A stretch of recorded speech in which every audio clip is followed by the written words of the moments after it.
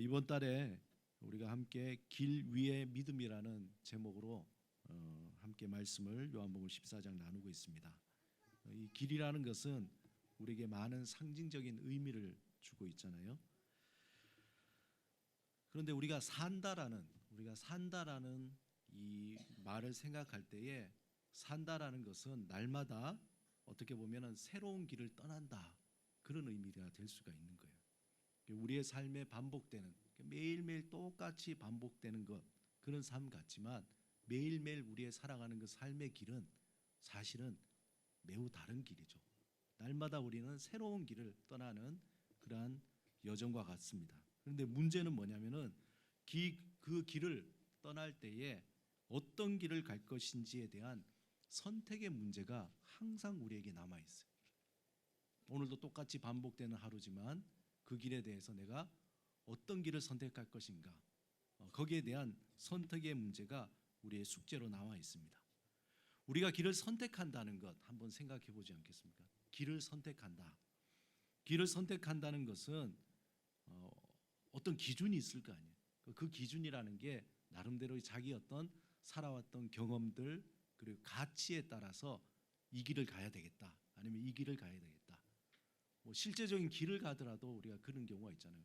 우리가 대학로의 티룸으로 가는 길도 이쪽으로도 갈 수 있고 아니면 이 반대쪽으로도 갈 수 있는데, 우리 생각엔 가장 빨리 가고 힘이 덜 드는 쪽으로 가려고 하는 거죠.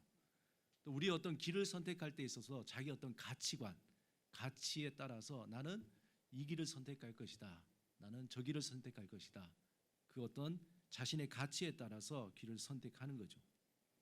그런데 이것을 조금 더 궁극적으로 보면은 이것은 어떤 믿음을 가지고 있는가에 대한 기초를 바탕으로 하고 있는 거예요.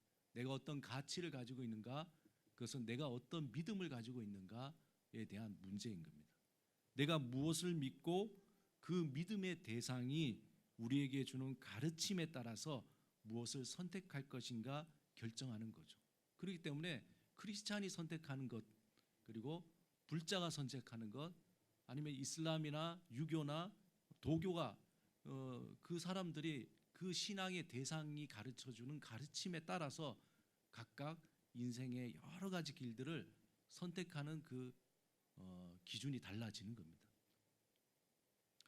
이러한 선택의 기로에서 우리가 기억할 수 있는 것은 여호수아의 그 어떤 과감한 선택이죠.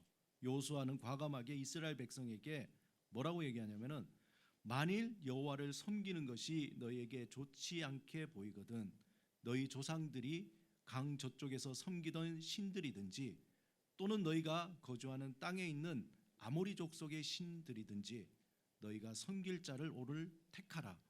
오직 나와 내 집은 여호와를 섬기겠노라 하니. 여호수아는 이스라엘 백성에 과감하게 선택해라. 하나님을 섬길 건지 아니면 저 이방신을 섬길 건지.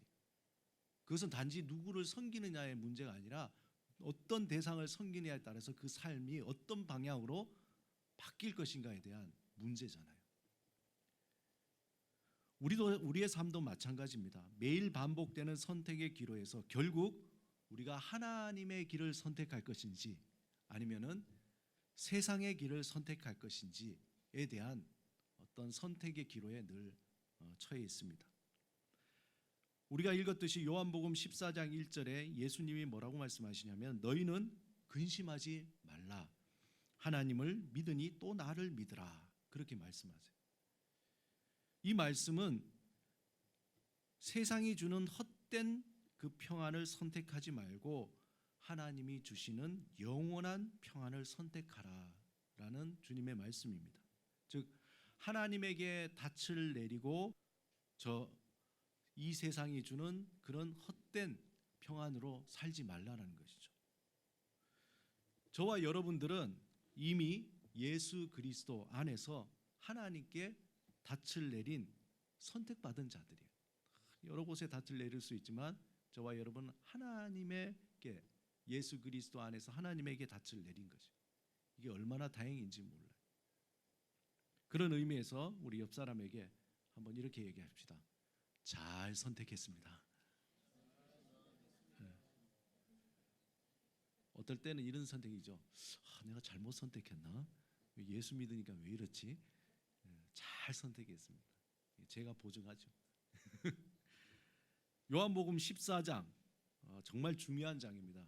지난번에도 얘기했지만 요한복음 14장은 예수님이 십자가에 달려 죽으시기 전에 제자들에게 하신 유언의 말씀이에요.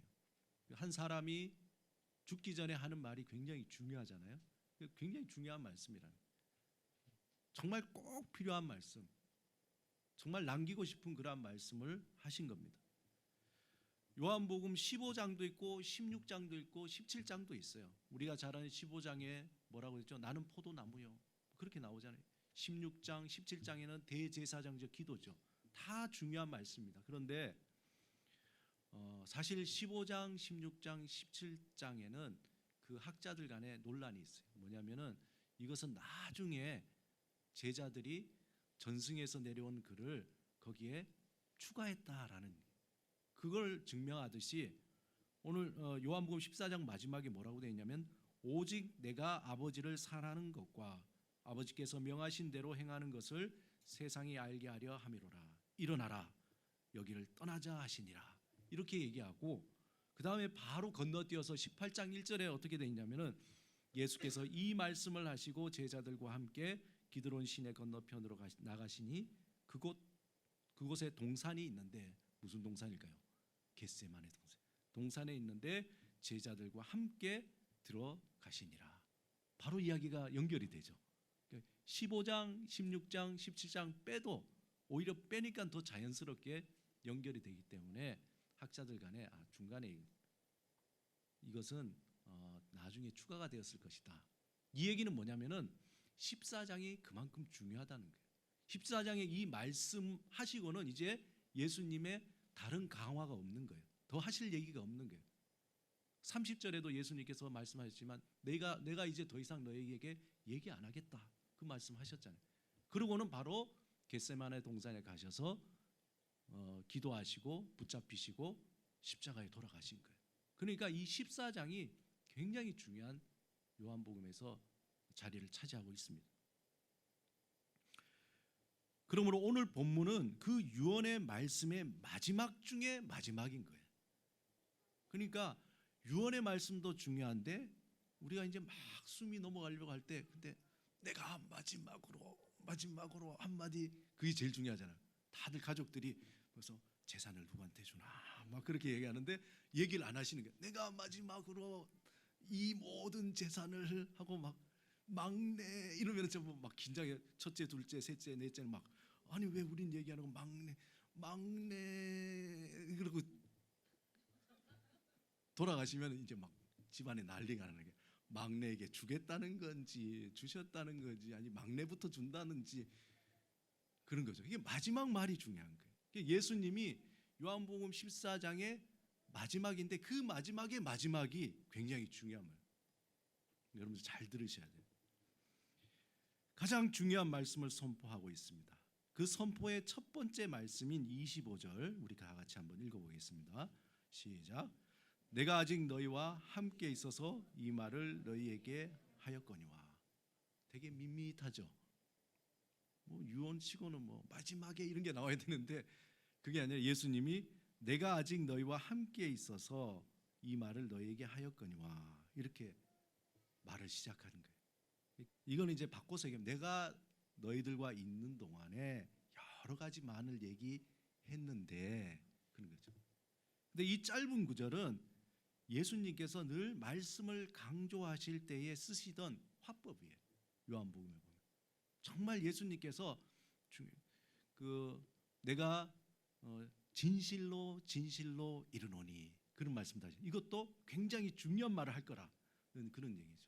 그런데 이 화법은 어떤 거냐면 마치 구약의 선지자들이 사용했던 것, 선지자들이 하나님의 말씀을 하기 전에 뭐라고 하냐면 이것은 여호와의 말씀이니라 하고 이제 쭉 얘기하는 거예요. 그 전에 얘기했던 거는 아무 소용 없어. 그럼 별 의미 없는 거예요. 이제 이것은 여호와께서 말씀이니라. 그 다음부터가 중요해요. 그 다음부터 잘 들어야 되는 거예요. 그것처럼 예수님께서 내가 여러 가지 말을 많이 하였거니와. 그럼 얘기 많이 했다는 거잖아요. 그럼 그 다음에 이제 굉장히 중요한 말이 나오겠죠. 굉장히 엄중한 형식의 어법입니다. 근데 특별히 헬라어 원문에 보면은 뭐라고 되어 있냐면은 헬라어는요 가장 강조하고 싶은 것을 제일 먼저 앞에 세웁니다. 근데 제일 먼저 헬라어 원문에는 뭐가 나오냐면은 이것들이라는 말이 나와요. 이것들. 이것들 이게 아니라 these things. 영어로 하면은 헬라어로 타우타 그러는데 이러한 것들. 이러한 것들이 뭐냐면은 예수님께서 그동안 얘기했던 것들. 그러니까 예수님께서 모아놓고 내가 그동안 너희에게 여러 가지 참 많은 얘기를 했다 할 때 이것에 대해서 예수님께 강조하신 거예요. 다시 말해서 예수님께서 그동안 선포하셨던 그 말씀들이라는 거죠. 여러분, 예수님이 제자들과 함께 공생의 사역 동안에 참 많은 말씀을 하셨어요. 특별히 예수님은 공생의 동안에 이적 기적을 일으키시고 병자도 고치시는 그러한 사역을 통해서도 메시지를 보내신 거예요. 예를 들어서 뭐 풍랑을 잠잠케 한다. 이건 뭐 창조자만이 할 수 있는 일이에요. 그걸 보고는 주위에서는 저분은 도대체 누굴까? 메시지를 보내는 거잖아요. 병자를 고치고 귀신을 쫓아내고 이것을 통해서 예수님이 본인이 그냥 단순한 어떤 선지자가 아니라 메시아, 하나님이라는 걸 간접적으로 보여주는 거죠. 그런데 예수님께서는 특별히 말씀을 통해서 제자들에게 하나님의 뜻을 많이 말씀해 주셨다는 거예요. 그러니까 말씀 선포를 통해서 하나님께서 사람들에게 전하고자 하시는 그 메시지를 대언하신 거죠. 그래서 항상 얘기할 때 하나님께서 하신 말씀입니다. 내가 하는 얘기가 아니다. 하나님이 아버지께서 나에게 하신 말씀을 너에게 전한다. 반복적으로 나오죠. 그런데 30절에 보면은 예수님이 매우 색다른 말씀을 또 하세요. 아까도 말씀드렸지만 같이 한번 볼까요? 시작. 이후에는 내가 너희와 말을 많이 하지 아니하리니 이 세상의 임금이 오겠음이라. 그러나 그는 내게 관계할 것이 없으니. 이렇게 말을 많이 하셨던 예수님이 갑자기 30절에 뭐라 그러냐면은 내가 너희와 말을 많이 하지 않겠다라는 거예요. 예수님이 이제는 제자들에게 말을 많이 하지 않겠다고 말씀하시는 거예요. 그 이유는 뭡니까? 우리는 잘 알듯이 이제 어떤 길을 가시는 거예요? 말을 할 수 없는 상황으로 가시는 거예요. 겟세마네 동산에서 기도하시고 그리고 로마 병사에 잡히시고 그리고 고문당하시고 십자가에 죽으시는 거죠. 뭐 말을 할 수가 없어요. 이게 그 얘기겠죠.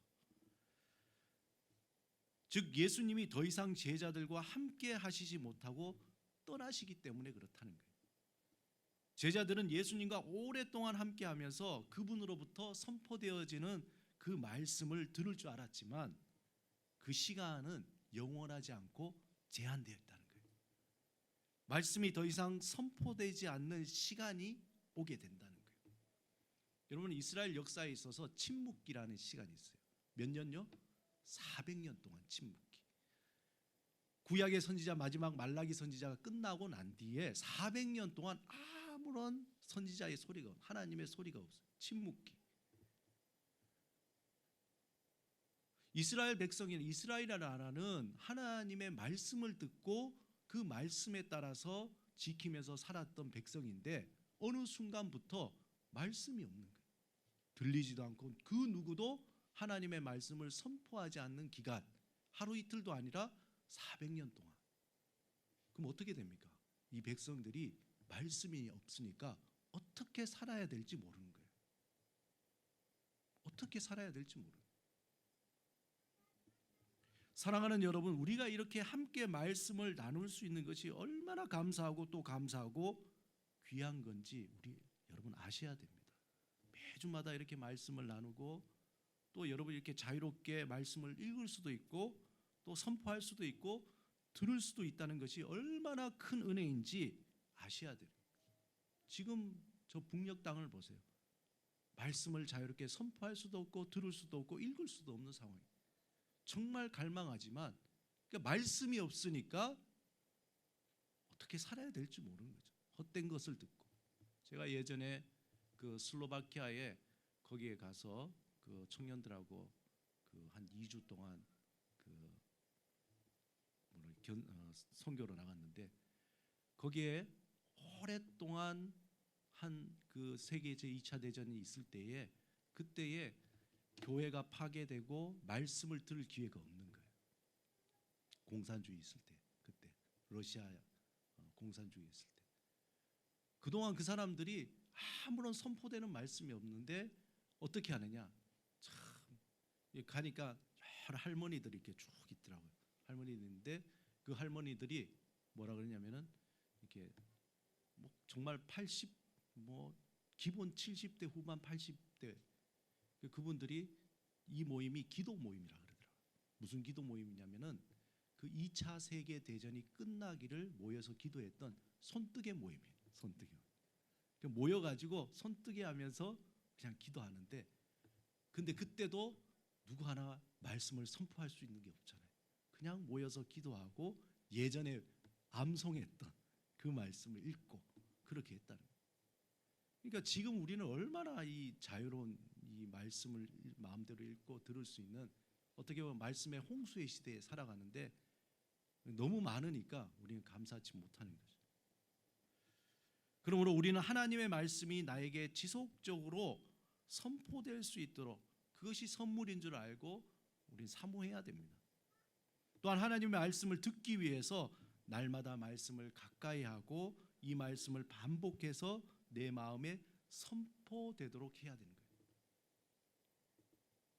왜냐하면은 우리도 몰라요. 어느 날 말씀을 들을 수 없는 날이 올지도 몰라요. 아니 사실상 우리가 살면서 개인적으로 말씀을 듣고 싶어도 육신이 약해서 들을 수 없는 상황, 여러 가지 상황 속에서 말씀을 접할 수 없는 상황도 있잖아요. 어느 날 그 말씀이 스톱됐을 때에 우리는 길을 잃어버리는 거예요. 어떻게 해야 살지? 어디에서 그 위로를 받고 어디에서 확신을 얻고 어디에서 소망을 얻겠습니까? 특별히 공중 권세 잡은 자, 즉 사탄은 우리에게 하나님의 말씀이 선포되지 못하도록 늘 방해해요. 우리를 분주하게 만들고 우리에게 다른 관심을 갖게 하고 근심과 걱정으로 우리에게 꽉 채우고 그래서 하나님의 그 말씀을 듣지 못하도록 그리고 세상의 헛된 소리에 귀를 기울이도록 끊임없이 방해하고 유혹하는 거예요. 우리가 한 주간의 삶을 한번 돌아봅시다. 우리가 얼마만큼 하나님의 말씀에 귀를 기울이고 애를 썼는지 뿐만 아니라 얼마만큼 우리가 하나님의 말씀을 듣고 싶지만 들을 수 없는 상황 속에 우리가 살아왔는지 그냥 그저 그렇게 된 것이 아니라 우리 뒤에는 끊임없이 사단은 하나님의 그 말씀을 듣지 못하도록 우리의 마음을 복잡하게 하고 분주하게 하고 세상의 소리가 더 크게 들리도록 우리를 미혹하고 있다는 것을 우리는 알아야 합니다. 또한 사탄은 예수 그리스도의 복음이 아닌 사도 바울이 얘기한 다른 복음을 듣게 하는 거예요. 다른 복음. 제가 복음에 대해서 얘기할 때도 복음 유앙겔리온이라는 게 기독교 용어가 아니에요. 원래 유앙겔리온은 그냥 보통 명사인 거예요. 그냥 좋은 소식, 기쁜 소식인 거예요. 근데 성경에서 우리가 복음이라고 얘기해서 그 앞에 뭐가 빠졌냐면 예수 그리스도의 복음이에요. 누가 보면 그렇게 시작하냐. 예수 그리스도의 복음의 시작이라. 그래서 예를 들면은 뭐 제우스의 복음도 있을 수 있고 세상에 여러 가지 많은 사람들이 기쁜 소식이 있을 수 있습니다. 그러나 우리가 믿는 그 복음이라는 것은 예수 그리스도의 복음이라는. 근데 문제는 뭐냐면 예수 그리스도의 복음을 가장한 다른 복음이 있다고 갈라디아서에서 사도 바울이 엄청 열받아서 화내는 거예요. 완전히 뚜껑이 열려가지고 정말 그 갈라디아서 앞편에는 그냥 부드럽게 우리 성경에 나왔지만 거의 육두문자예요. 그렇게 해서 화를 내는 거예요. 그 다른 복음이 뭡니까? 헛된 복음, 거짓 복음에 빠진, 그래서 진정한 산 소망 그 믿음의 길을 걷지 못하도록 하는 게, 겉모양은 복음이지만 실상은 세상이 들려주는 헛된 복음이기 때문에 우리 영적으로 분별을 해야 돼요. 뭡니까? 만몬의 탈을 쓴 복음인 거죠.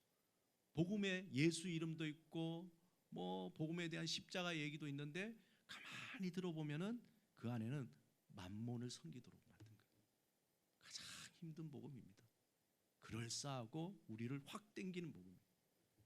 두 번째는 정치의 탈을 쓴 복음입니다. 복음이라는 그 이름으로 나중에는 정치적인 어떤 그런, 예전에 그 히틀러가 나왔을 때에 거기에 있는 모든 목사들이 다 히틀러를 찬양했어요. 우리는 어이구 그걸 어떻게 목사님이 그럴 수 있습니까? 먹을 것이 없고 직장이 없을 때에, 그때에 히틀러가 나오면서 모든 걸 다 일갈했어요. 일갈하고 일시적으로 사람들에게 먹을 것, 직장을 나눠주니까 사람들이 막 환호하기 시작하는 거예요. 오, 히틀러. 그러면서 막 저분이 메시아다, 저분이 하나님이 보내신 분이다, 그렇게 막 찬양을 합니다. 거기에 반기를 든 사람이 뭡니까?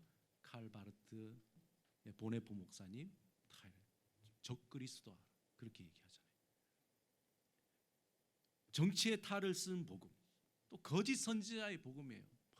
나와서 정말 자기는 선지자처럼 얘기하지만 실질적으로는 거짓 선지자. 그러니까 우리가 면면히 내용을 잘 들여다봐야 돼요. 통일교회 복음, 통일교회 들어가도 복음이 있어요. 거기 복음이라고 얘기해요. 그러나 그건 통일교회 복음이죠. 신천지의 복음, 신천지 어제 기사 보니까 신천지도 지금 벌써 한 30개로 내분. 신천지 이만희 씨가 이제 곧 89세예요, 나이가. 그러니까 병세도 깊어지고 이제 곧 죽을 날이 다가오니까 뭐냐면 이만희 사후 대책위원회가 마련된 거예요. 그러니까 죽고 난 뒤에 어떻게 해요? 그러니까 통일교는 지금 어떤 식으로 되어 있냐면은 문선명 씨가 죽고 난 뒤에 한학자 씨가 그 어머니 하나님으로 이렇게 나타나요. 하나님의 교회 원래 그 교주가 갑자기 죽고 난 뒤에 그 와이프가 자기가 하나님 어머니로 나왔어요. 하나님의 교회는 하나님 어머니로 그렇게 돼. 그러니까 이만희 씨가 죽고 난 뒤에 이제 그 뒤에 누가 그 뒤를 이을 것인가 지금 물색하고 있는 거예요. 그런 분위기니까 그 밑에 막 4분 5렬이 되는 거예요. 미리 독립해서 나가는 거예요.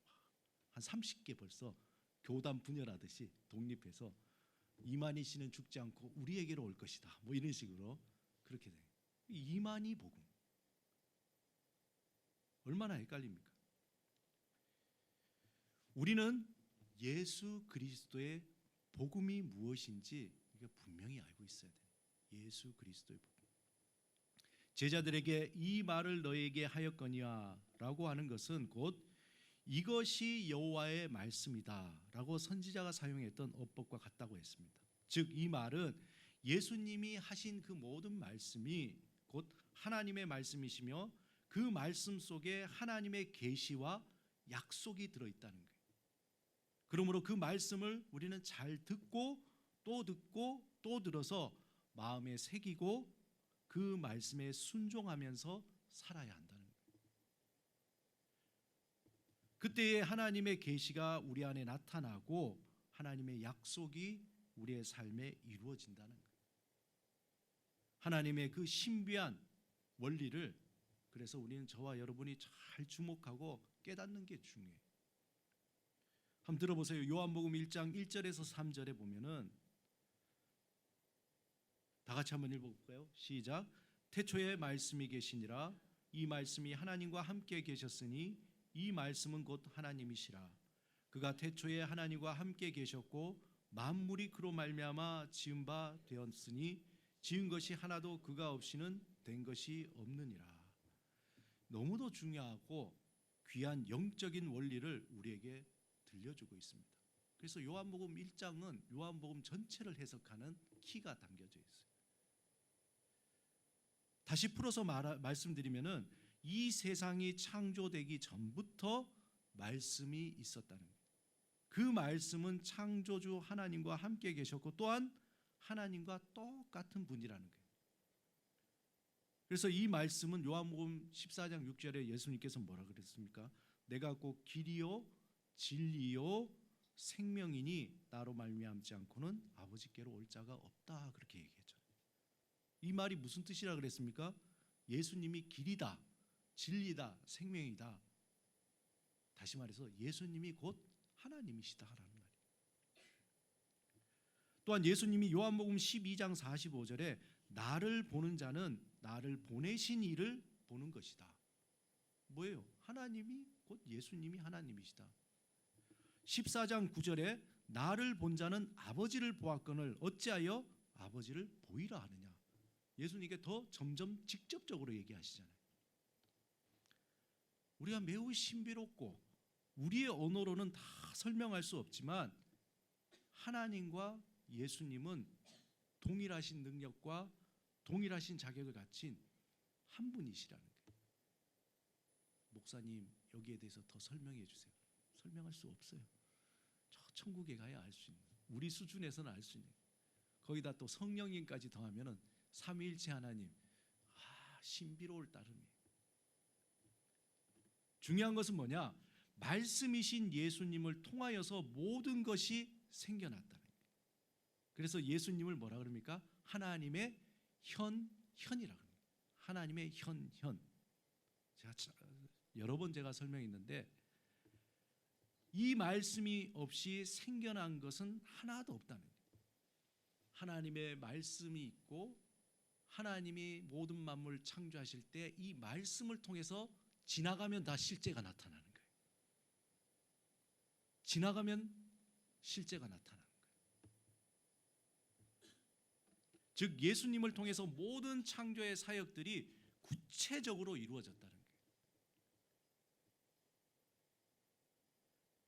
그 말씀이신 분이 그냥 머물러 있는 것이 아니라 이 땅에 들어오신 거예요. 육체가 된 거예요. 본인이 현현이 됐어요. 하나님의 실체가 돼서 이 땅에 오셨고 2000년 전에 이스라엘 땅에 오셔서 거기서 어릴 적부터 자라시고, 말씀드렸죠? 하나님의 시간 속에 있던 영원히 이 세상 시간에 들어오면서 이 세상의 원리를 따르는 거예요. 이 세상의 시간의 원리가 뭡니까? 태어나고 자라고 죽는 거잖아요. 예수님은 갑자기 들어와서 갑자기 성인이 되지 않고 어린아이로 태어난 거죠. 이 세상의 원리대로 태어나시고 자라시고 공생의 3년의 시간을, 그리고 고난당하시고 십자가에 달려서 죽으시고 그 다음 어떻게 됩니까? 3일 만에 다시 살아나신 거죠.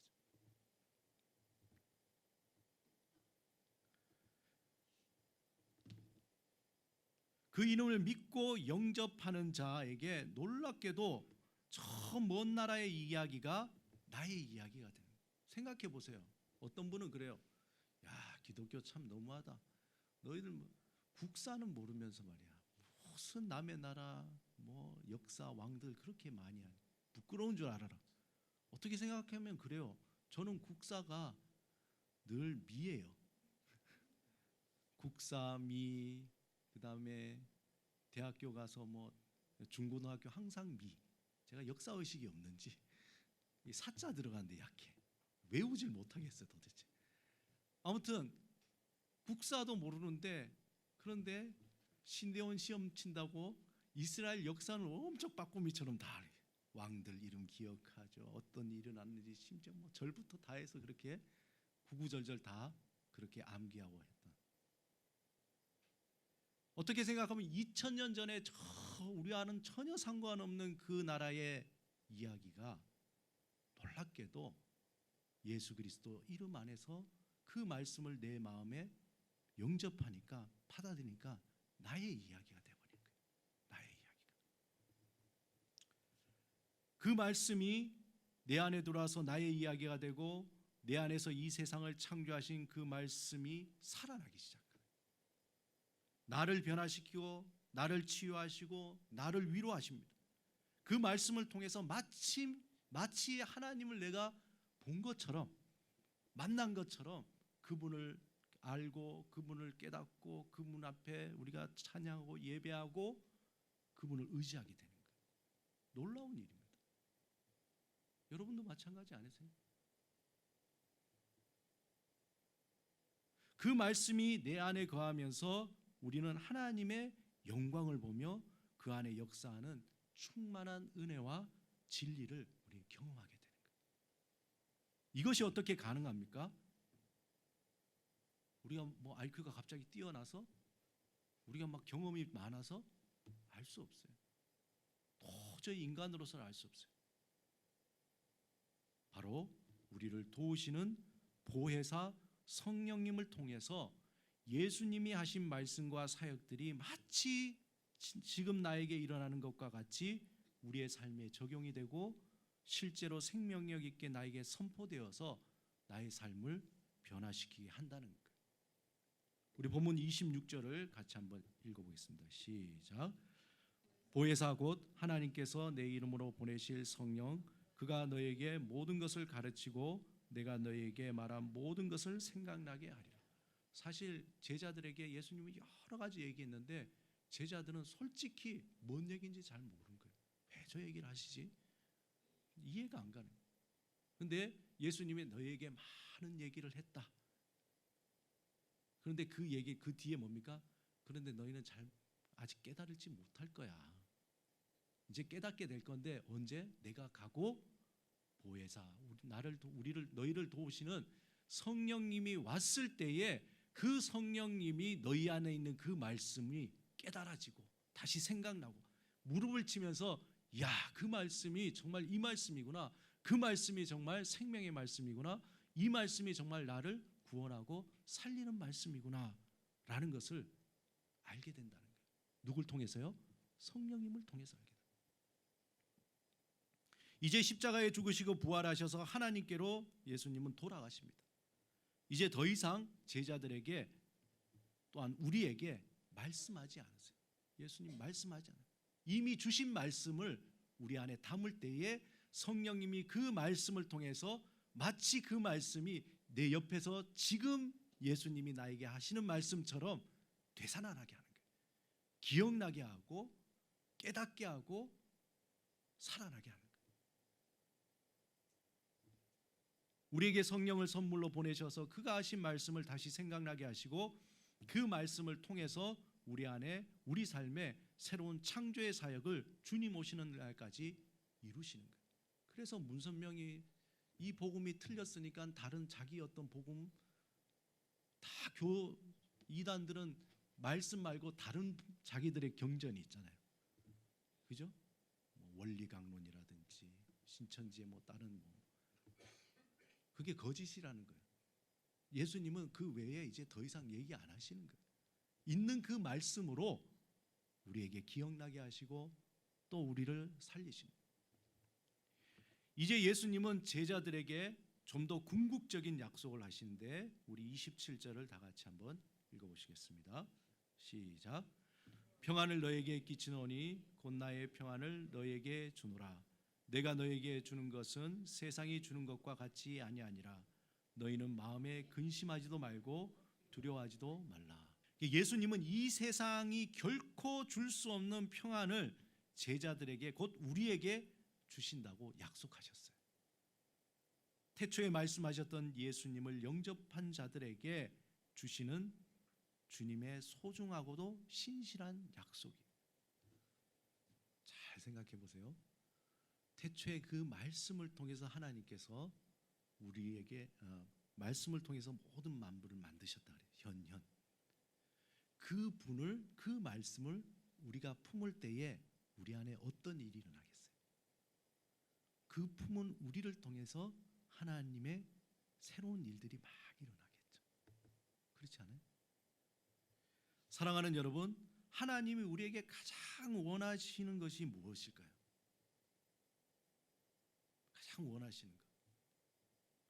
우리가 성공해서 하나님의 영광을 드러내는 것. 우리가 저 아프리카 오지의 선교사에서 선교사로 가서 고군분투하면서 복음을 전하는 일, 아니면 우리가 이 세상의 정의와 공의를 위해서 자신의 모든 것을 다 던져 장렬히 싸우는 것, 이 모든 것이 사실은 하나님의 영광을 위해서 너무나 소중하고 귀한 일입니다. 우리는 이 일에 관심을 가지고 힘을 써야 돼요.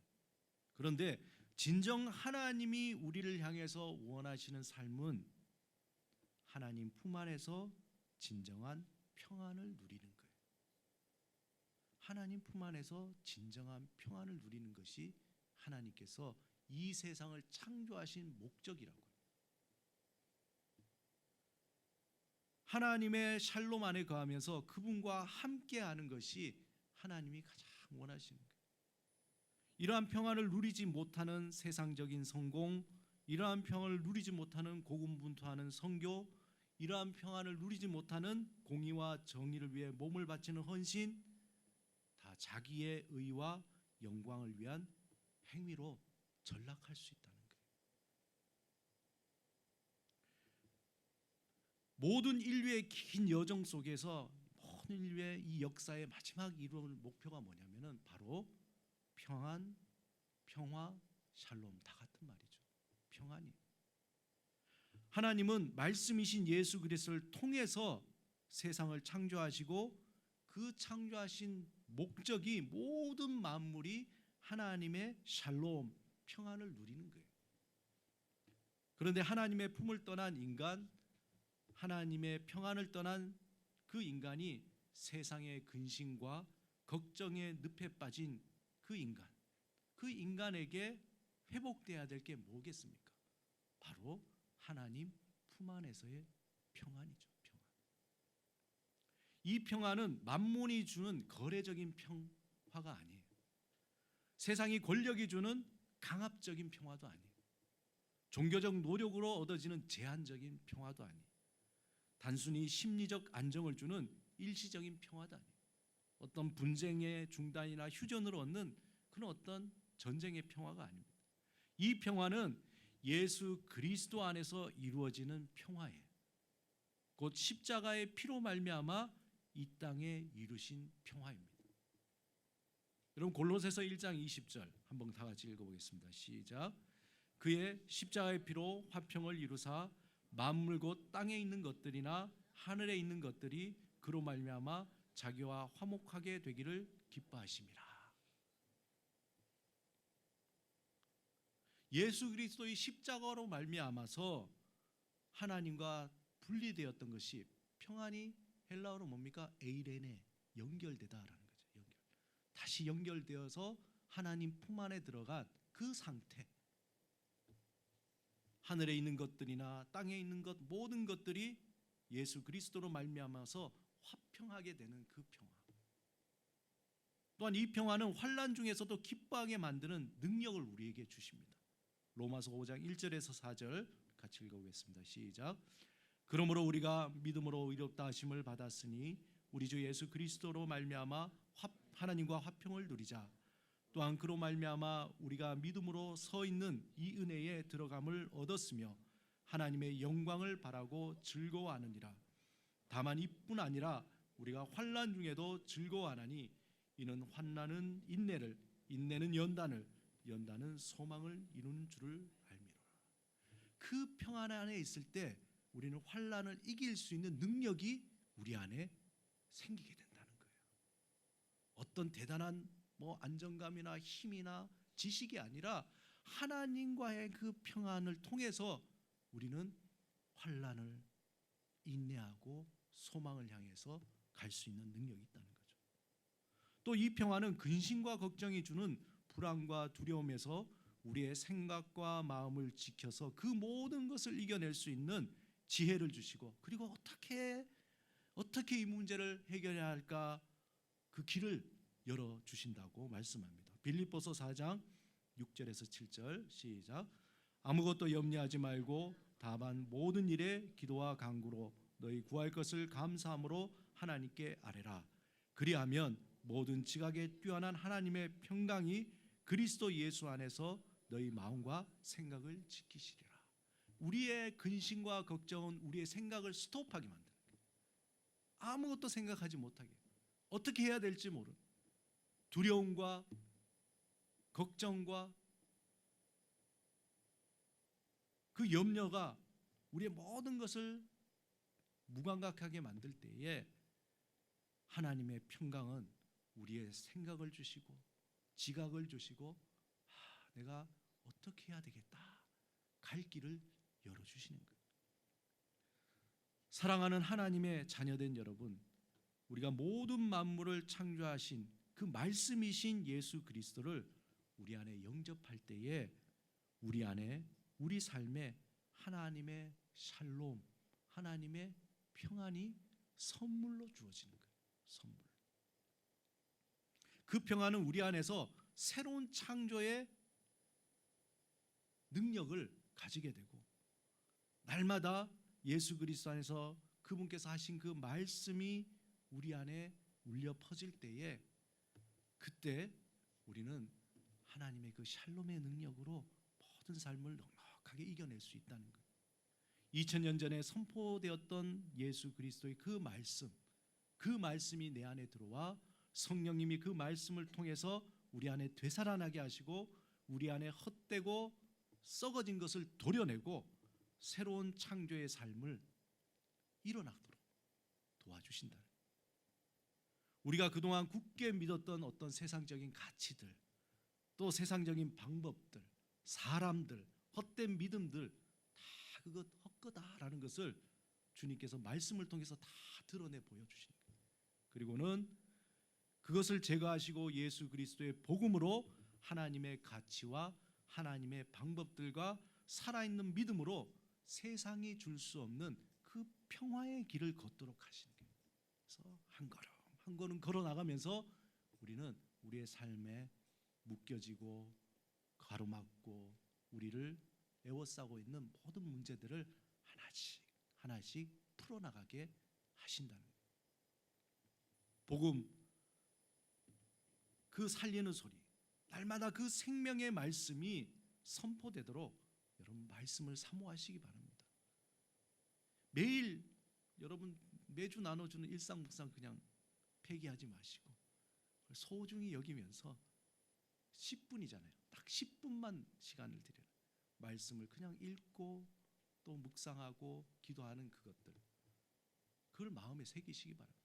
하루에 3번의 그 말씀 문자 정말 짧은 거지만 하나님을 바라보며 하루에 3번 하나님을 다시 한번 그 시선을 고정하고 나의 시선을 조정하는 그런 시간을 갖기 바랍니다. 복음 그 살리는 소리가 우리를 진정한 평화의 길로 이끌어 줄 것입니다. 그 길에서 하나님은 여러분의 각자의 그 모습, 목사는 목사의 모습대로 또 각자 여러분의 그 삶의 모습대로 그 평화의 능력, 그 샬롬의 능력을 통해서 여러분의 그 재능과 삶의 상황과 여러분의 그 상황에 맞게 하나님께서 창조의 일을 만들어 가시는 거예요. 하나님은 각자의 재능과 성격과 모습대로 하나님의 영광을 드러내는 평화의 길로 우리를 인도하실 것입니다. 우리를 도우시는 보혜사 성령님이 우리를 이끄시고 말씀하시고 가르치시며 예수님이 하신 말씀, 그 말씀을 지금 여기에서 우리에게 생각나게 하실 것입니다. 세상이 줄 수 없는 평화의 길에서 진정한 평안을 누리며 새 창조의 삶을 이루며 하나님의 영광을 나타내시는 저와 여러분이 되시기를 주님의 이름으로 축원드립니다. 우리 같이 한번 기도드리시겠습니다. 말씀을 생각하시면서 주님, 저에게는 아무것도 필요가 없습니다. 주님이 우리에게 주시는 그 평화, 그 평안이 우리에게 필요합니다. 그 평안의 힘이 우리의 삶을 살게 하고 하나님의 영광을 드러나게 하고 정말 온전한 산소망의 길을 가게 합니다. 주님, 이 시간 나에게 주의 평안을 다시 한번 충만케 하옵소서.